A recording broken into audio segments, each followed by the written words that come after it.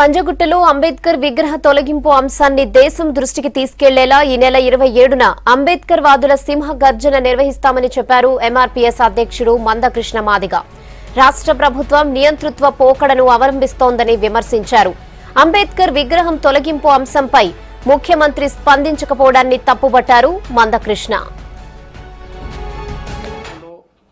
April 13న Ambedkar విగ్రహాన్ని తొలగించి దాన్ని ముక్కలు చేసి చెత్త కుప్పలో పడేయడాన్ని, అంత సంఘటన జరిగినా కేసీఆర్ కనీసం విచారం వ్యక్తం చేయకపోవడాన్ని, ఏప్రిల్ 14న అంబేద్కర్ జయంత్యుత్సవాల్లో కేసీఆర్ పాల్గొనకపోవడాన్ని దేశం దృష్టికి తీసుకొస్తాం.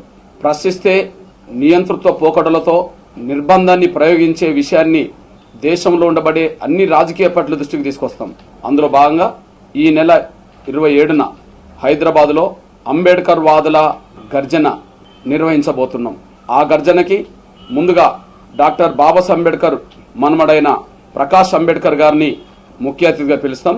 హైదరాబాద్లో అంబేద్కర్ జరిగిన అవమానం, దేశంలో ఉండబడే ఆయన అభిమానులకు జరిగిన అవమానం, ఆయనలోనే మా భవిష్యత్తును చూసుకుంటున్నప్పుడు ఆయనకే అవమానం జరిగితే అవమానం చేసిన వాళ్ళు ఎవరైనా, దాన్ని సమర్థించేటోళ్ళు ఎవరైనా ఖచ్చితంగా వాళ్ళు మూల్యం చెల్లించుకునే స్థాయిలోనే మా పోరాటాన్ని మరింత శక్తివంతంగా ముందుకు తీసుకెళ్తామే తప్ప వెనుకకు తగ్గే ప్రసక్తి మాత్రం ఉండదనే విషయం కూడా గుర్తు చేస్తున్నాం.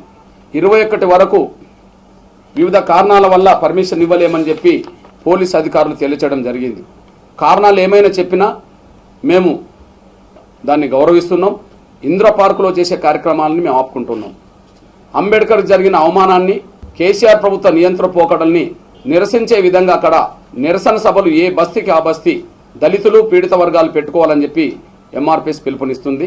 తెలంగాణలోనే కాకుండా దేశం మొత్తం మీద ఉన్న ప్రధాన నాయకులందరినీ ఈ సమస్య వైపు దృష్టి పెట్టే విధంగా, అన్ని పార్టీలు ఈ సమస్య మీద స్పందించే విధంగా వాళ్ళందరినీ ఒకే వేదిక మీద తీసుకొచ్చే ప్రయత్నం కూడా మేము చేయాలనుకుంటున్నాం.